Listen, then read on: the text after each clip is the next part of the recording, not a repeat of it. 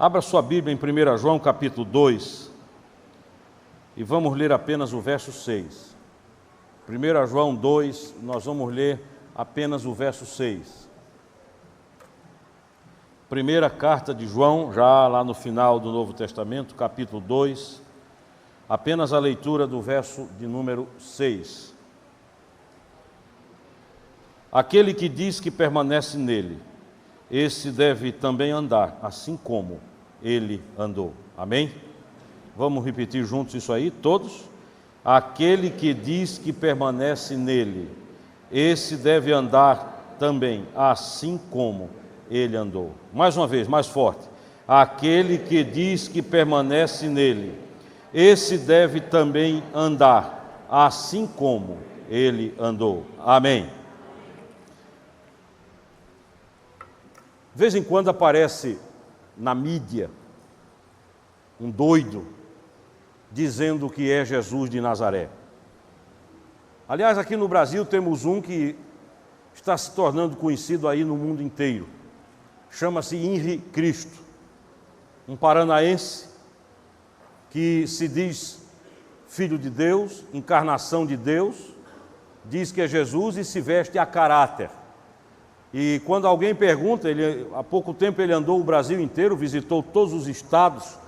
Quando alguém pergunta por que ele anda com aquela roupa, né, vestido como um judeu se vestia há 2000 anos atrás, ele sempre responde dizendo: porque eu tenho que andar, tenho que ser como Jesus é, tenho que andar como Jesus andava.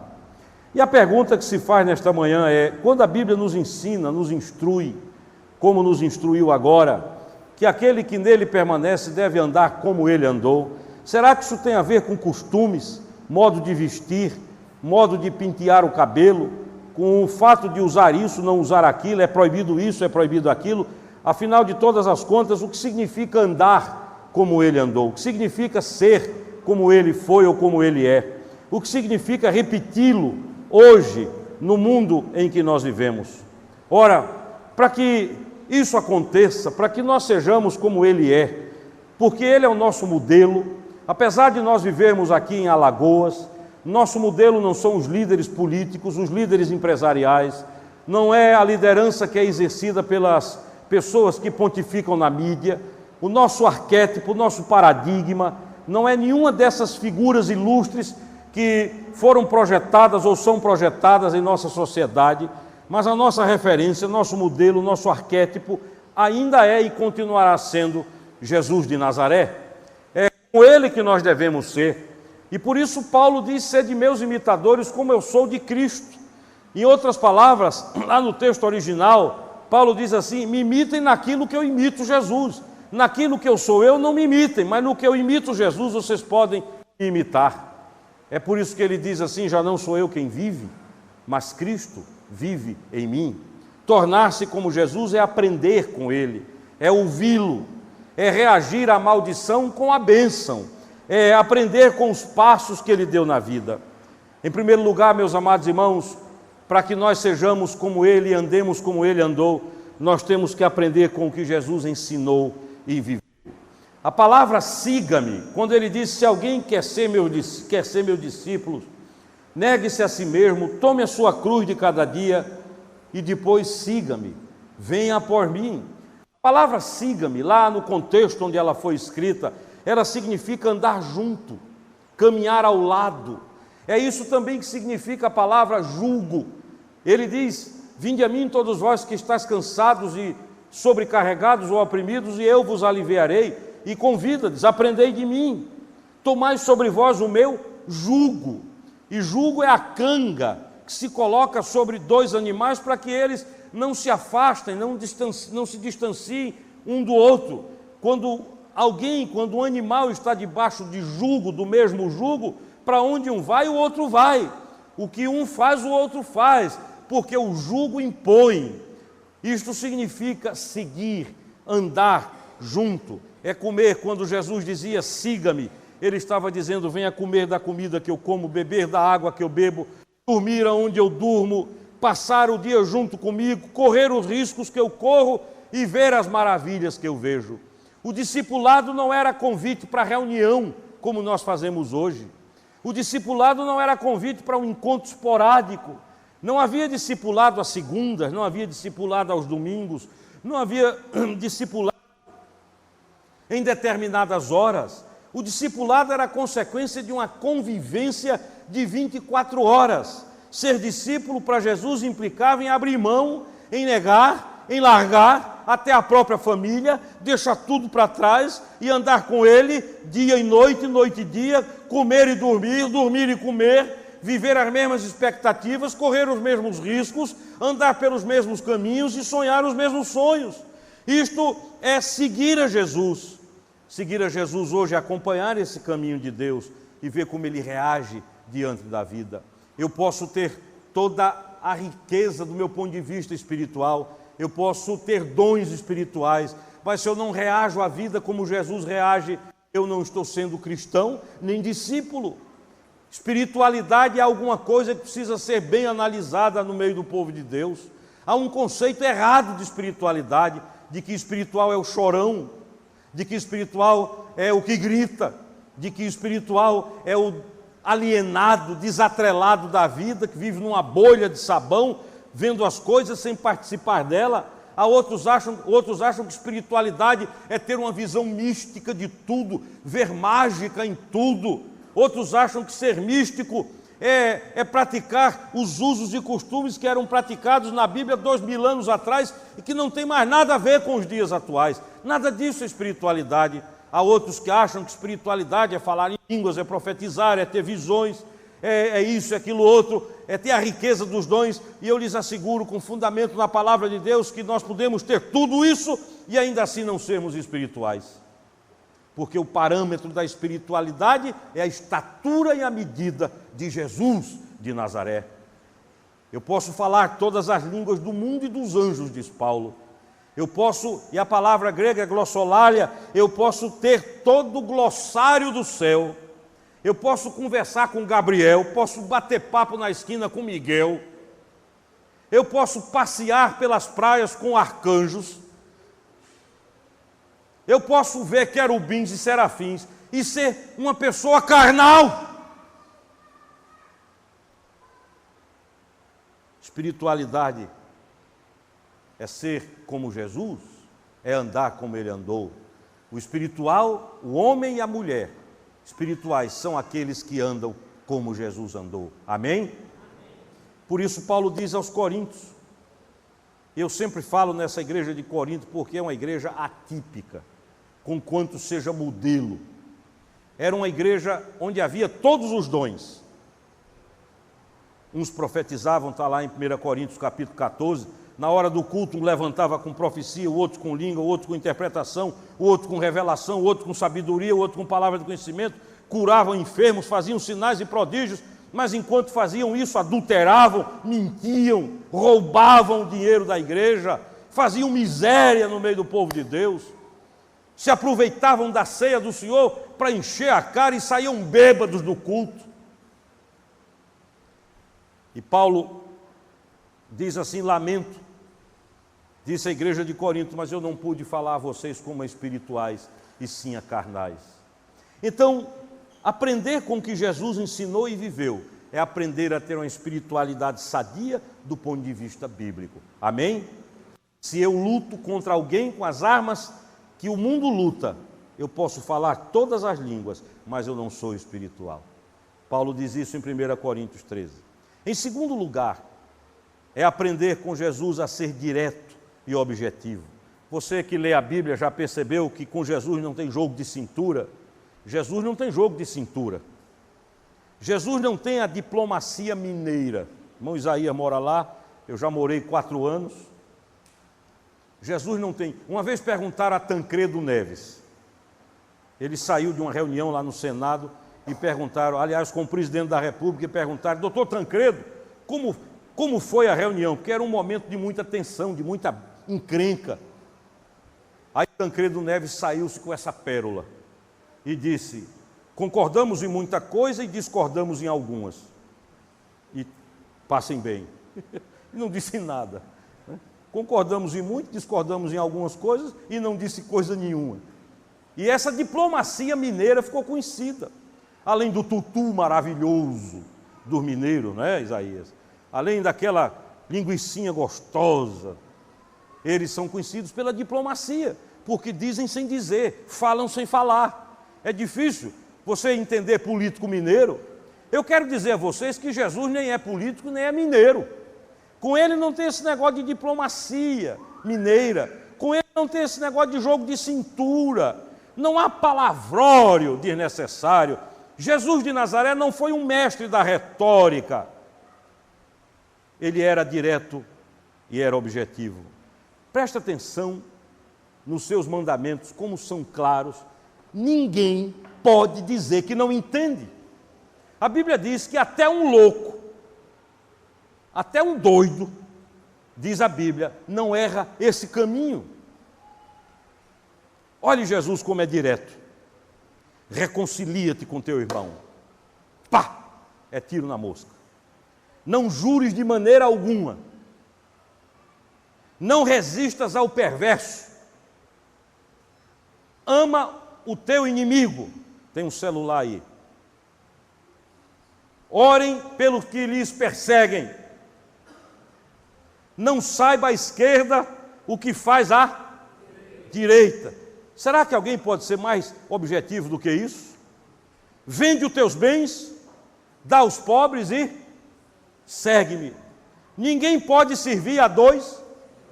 Buscar em primeiro lugar o reino de... Não julgueis para que não sejais.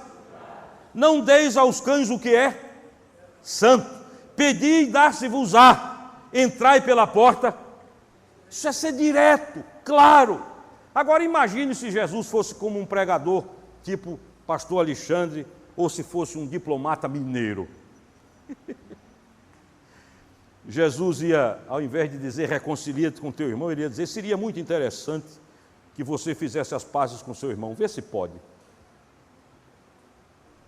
Ele não ia dizer não jure, ele ia dizer faça o possível para não jurar, certo? Ele não ia dizer ama o teu inimigo. A gente não ama irmão, imagine inimigo.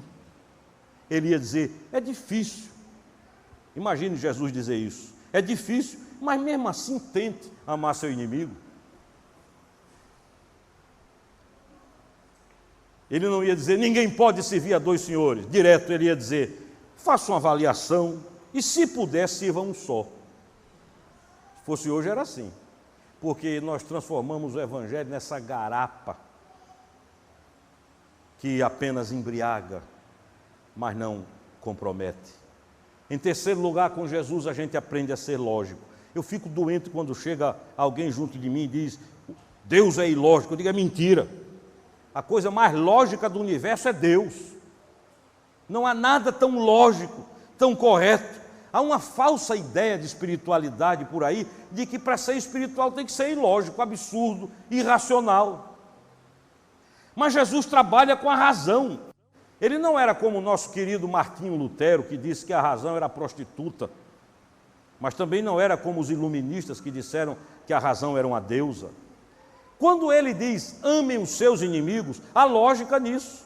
Porque quando ele manda a gente amar os inimigos da gente, é porque ele já ama os seus inimigos. É lógico. É porque Deus faz o sol nascer sobre justos e injustos. E porque Deus faz o sol nascer sobre justos e injustos, ele diz assim você, ame os seus inimigos. Ele andava com os párias, com os rejeitados, com os desprezados. Olha, Jesus andava com gente que eu e você não temos coragem nem de chegar perto.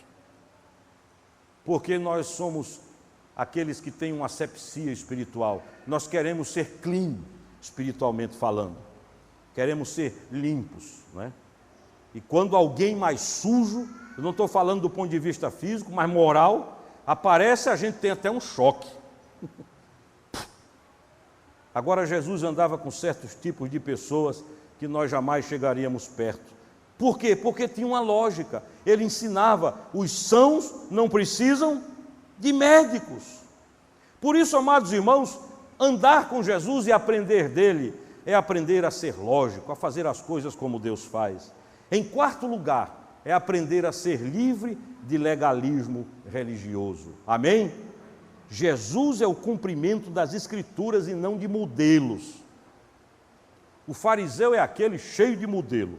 Ainda hoje você chega lá em Israel, lá em Jerusalém existe o bairro de Meia Shearim, estão lá aqueles fariseus vestidos de preto, com as costeletas em trança até os ombros, com aquele chapelão, não falam com ninguém, no sábado não sai do bairro, quem passar lá leva pedra na cabeça, e estão eles por ali, cheios de legalismo, mas graças a Deus, Jesus não importou nenhuma forma de legalismo religioso, porque o legalismo traz esclerose, e Deus não é um Deus de coisas velhas, Deus é um Deus de coisas novas. Amém? Se você puder agora, decore, presta atenção. Vamos ver se a Bíblia diz se Deus é ou não é Deus de novidade. Em primeiro lugar, a Bíblia diz que Ele fez um novo povo, Efésios capítulo 2, verso 15. Um novo povo com um novo coração, Efésios 4 e 24. Um novo coração para obedecer um novo mandamento, João 13 e 34. Um novo mandamento que é fruto de uma nova lei, Romanos 8 e 1. Uma nova lei que nos foi trazida por um novo mediador, Hebreus 9 e 15. Um novo mediador que nos traz uma nova esperança, 2 Pedro 3 e 13. Uma nova esperança numa nova cidade, Apocalipse 3 e 12. Onde nós teremos um novo nome, Apocalipse 2 e 17. E onde tudo é novo, Apocalipse 21 e 5. Esse é o nosso Deus. O velho pano e o velho odre do legalismo não podem suportar a alegria das revelações da nova era com Jesus. Você não tenha medo de usar a expressão nova era não, porque o que chamam de nova era não é nova era. Nova era é o reino de Deus. O reino de Deus não lida com velhas estruturas. Em quinto lugar, andar com Jesus é aprender a não ter esquemas pré-fabricados na vida. Você já leu a Bíblia inteira, já ouviu falar em Jesus ter agenda? Alguém dizer, Jesus, vá jantar lá em casa sábado, se não posso porque minha agenda já está aqui agendado, que eu vou comer angu na casa de Maria. Jesus não tinha agenda, nem tabela. Jesus era livre. Jesus, dá para comer lá em casa? Simão o fariseu, dá, e lá ia ele. Aí chegava um pagão romano, dá para jantar comigo? Dá. Ele não tinha esquemas pré-fabricados. Eu já contei a história. A gente tinha um programa na Vind de televisão chamado Pare e Pense, que era uma luta para gravar, e de vez em quando a gente tinha que ir para Londrina, no Paraná, para gravar com um americano chamado Pastor Jeffrey. O homem mais metódico, mais sistemático que eu já vi na minha vida. Eu nunca vi nada igual, nem parecido. Estávamos um dia na casa dele, um frio horroroso, e a esposa, após um culto do domingo, preparou uma pipoca quente. E se viu aquela pipoca cheirosa, gostosa, bonita. E Caio então pegou um prato de pipoca e ofereceu ao missionário, ao pastor Jeffrey. E ele olhou para a gente com a coisa, como se fosse a coisa mais natural do mundo e disse, muito obrigado, mas o meu dia de comer pipoca é terça-feira. E não comeu, porque era domingo. Imaginem. Esquemas pré-fabricados são assim. E tentaram encurralar Jesus nisso. Ah, o pobrezinho é paralítico, coitado, mas não cure porque hoje é sábado.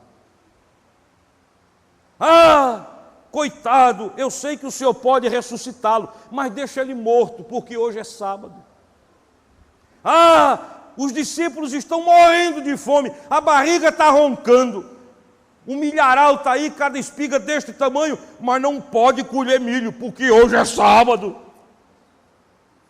Aí Jesus não disse, mas se fosse outro diria, vá com seu sábado para os quintos dos infernos. E eu me deleito quando eu vejo Jesus destruindo esse legalismo.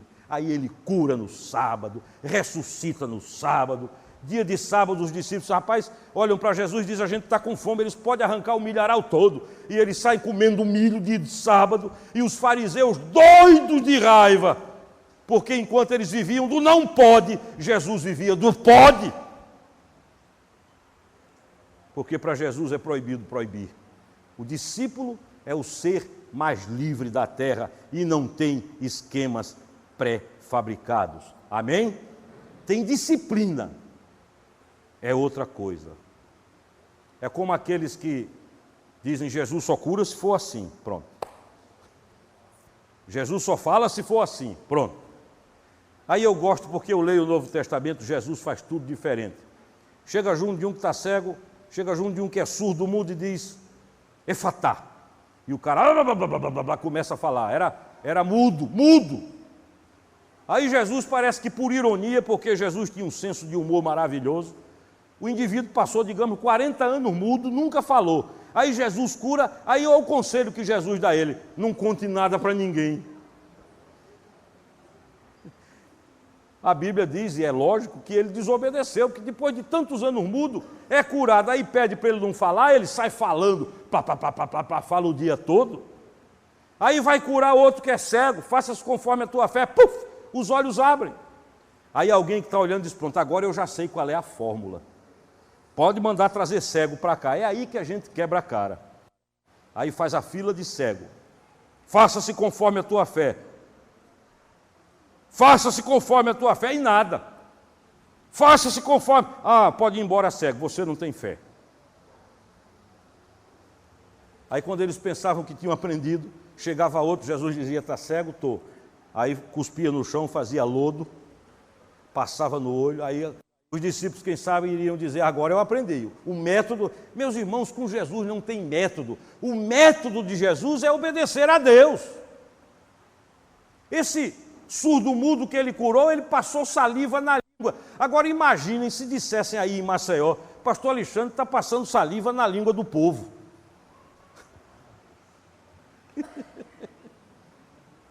Hein? Esse pastor ficou doido.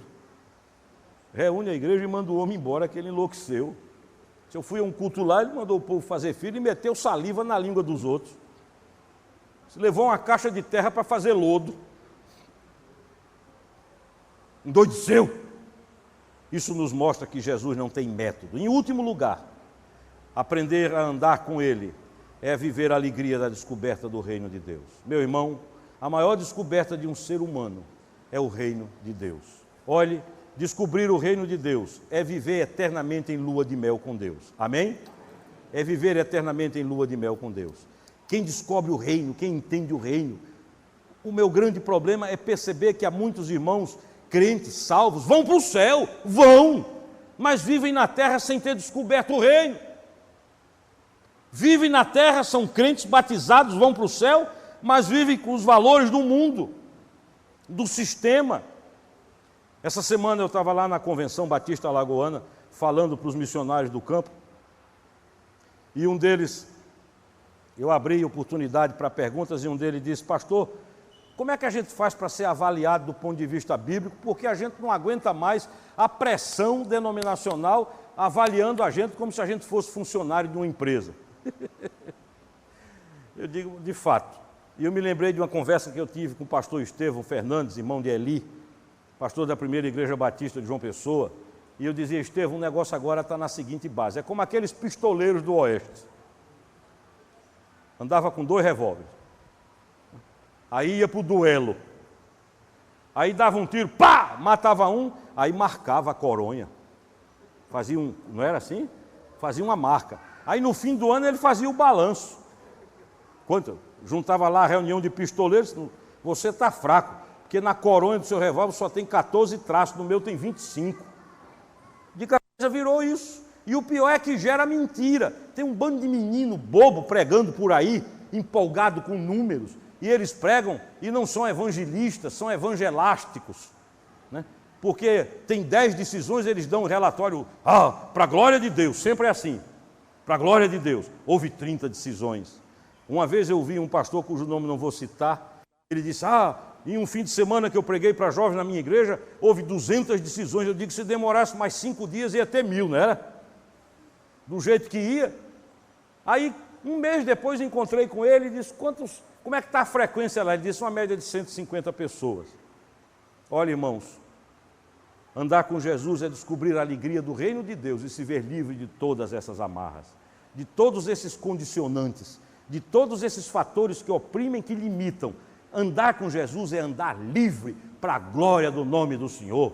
É ser livre, livre, livre, livre. Não deixe que ninguém bote canga de legalismo sobre a sua vida. O apóstolo Paulo, quando foi a Jerusalém, sacudiu a poeira e deu a volta por cima e disse aqui: eu sei que vocês são autoridades, mas eu quero dizer que nenhum de vocês vai cortar a liberdade que Deus me deu.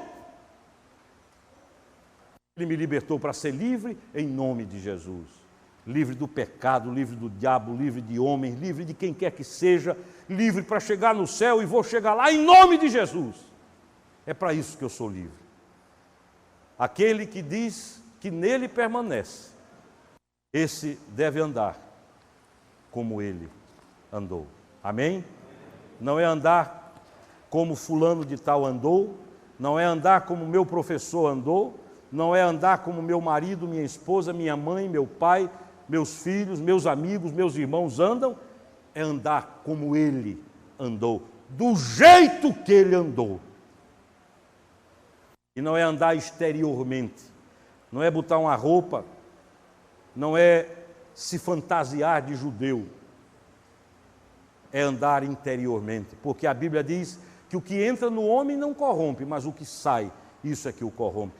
Porque do coração, diz a palavra de Deus, é que procedem os maus desígnios, os homicídios, os adultérios e tudo quanto é podridão, miséria e desgraça. Não vem de fora para dentro, vem de dentro para fora. Não vem do ponto de vista externo, mas vem do ponto de vista interno. É de mim que sai a desgraça, muito mais do que em mim entra a desgraça. Quando eu olho alguma coisa que me tenta e a tentação se consuma, o problema primário não está na coisa que eu vi, mas no coração que teve o apetite, que desejou, que caiu e que pecou. Portanto, a cura tem que ser muito mais do que um conserto no mundo, é um conserto em mim. É muito mais do que limpar os de fora, é limpar por dentro. É muito mais do que ordenar as coisas exteriores, é ordenar as coisas interiores. Porque aquele que diz que nele permanece, deve andar assim como ele andou. Amém. Você pode me perguntar, pastor Alexandre, é fácil? É não. Se eu disser que é fácil, eu estou mentindo. O caminho é estreito. Andar como ele andou é andar num caminho estreito. Andar como ele andou é ir para a cruz. Andar como ele andou é morrer. É o eu morrer. É a morte do eu. Até que se possa dizer, já não sou eu quem vive, mas Cristo vive em mim. Eu queria lhe fazer uma pergunta nessa manhã. Você, meu irmão e minha irmã, você tem sede verdadeira de andar como ele andou? Você gostaria de ser uma pessoa como ele?